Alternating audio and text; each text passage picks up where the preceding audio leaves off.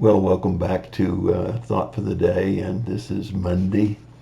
Leaves are getting very, very beautiful and probably at our peak right now. So I'm going to give you a little glimpse of some of the pictures my daughter took this weekend of different angles that we don't normally take. She went down to the dam end of the lake and took some pictures back towards the beach. And then she went over to the fishing lake and took some pictures over there. I think you might enjoy these pictures because they're different angles than I typically have shown you in the past of the two lakes we have here on the top of Melrose Mountain.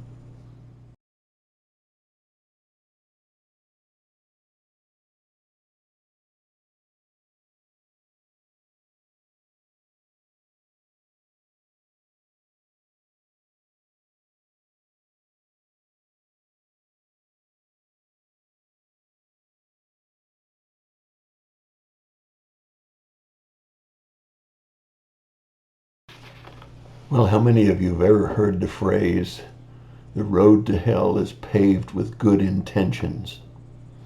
The road to hell is paved with good intentions. Well, we've been going through the book of Genesis, and we've already seen two or three situations where easily you could apply that phrase, where the intentions were good, but unfortunately the results were the road to hell. And certainly we know that that still occurs today. But where did the phrase come from? Well, it's kind of a hazy picture way back. I guess it's probably before even the credited, but it's credited to Saint Bernard of Clairvaux in 1091. That's just about 1,000 years ago that it was said to have been said by him. My guess is something form like that was probably said long before that. But in any case, just in case you were wanting a little trivia for your trivia tests or games or whatever, that you would know that the road to hell is paved with good intention, goes back a long way. And that's exactly what happens here in chapter 19, verses 31 and 32. You remember Lot has fled Sodom and Gomorrah. His wife turned back when she was instructed not to, turned into a pillar of salt. Lot went over to Zoar, town in the valley, which he was told not to, and in a very short time he flees for his life to the mountains where God wanted him to start with. And that's where we pick up the event today, is Lot with his daughters in a cave in the mountains. Then the firstborn said to the younger, Our father is old, and there is not a man on earth to come in to us after the manner of the earth. Come, let us make our father drink wine, and let us lie with him, that we may preserve our family through our father. Well, as recorded for us in the scriptures, there's certainly no carnality involved here. It doesn't say they lusted after their father.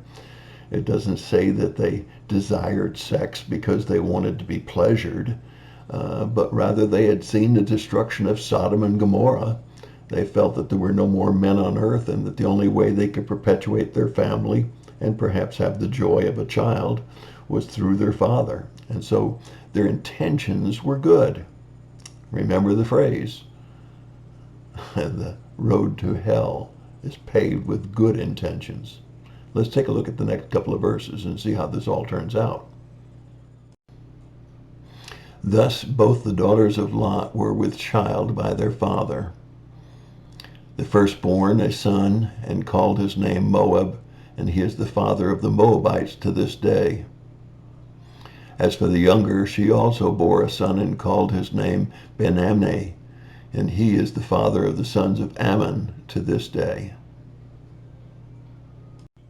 Well, there you have it. Moabites and Ammonites. And if you remember your scriptures, you remember they were the enemy of Israel for years and years and years.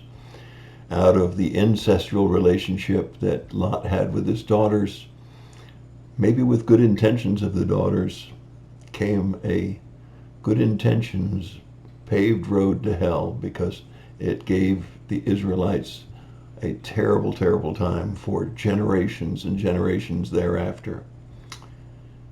Didn't work out well because they didn't have enough faith to trust in God for perpetuating their family. How many times have we read about that in the New Testament and the Old Testament?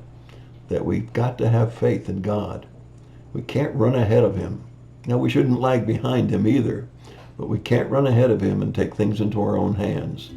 It's already been told several times in the book of Genesis, but throughout the Bible, it tells us that we need to trust and wait on the Lord. Proverbs 3, 5, and 6 is a good verse to memorize. And that's my thought for the day. God bless you and have a great day.